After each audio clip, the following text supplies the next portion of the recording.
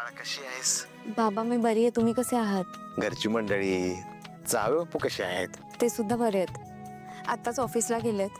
खरं तर आज घरातले सगळेच काही ना काही कामानिमित्त बाहेर गेलेत. बर.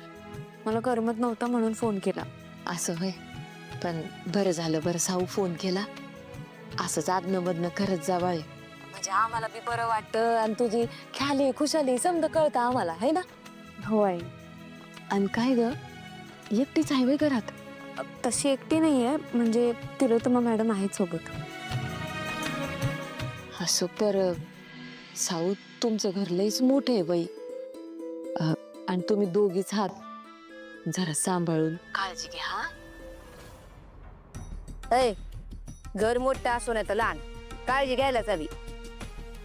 म्हणजे कसं आहे, आपलं भागवतांचं घर एवढंच खुराड आहे ग. हित सुरू झालं की हित संपतं. बरं त्यात घरातून नेण्यासारखं माणसांशिवाय काही नाही. आणि तुला तर माहितीये, माणसानं तर आपल्या कोणी नेणारच नाही. त्यामुळं कसं आहे, आपल्याकडे काही काळजीचं कारण नाही.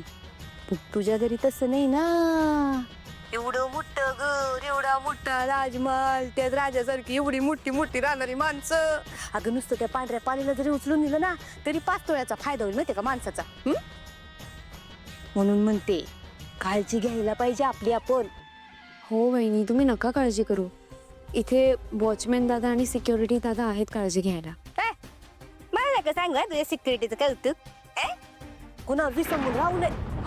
पाहिलं का, एवढी मोठी वीज चमकतीये. एवढं मोठं घर असताना माणसानं काळजी घ्यायला पाहिजे बाई. म्हणजे मी तर घेतलं असतं बाई एवढं मोठं घर. साऊ, तिच्या बोलण्याकडे लक्ष नको देऊ हा. आपला विठुराया हाय आपल्या पाठीशी, मग उगा कशाला कुणाला घाबरायचं हा. बर, काळजी घे हा. ठेवू? ठेवते आई.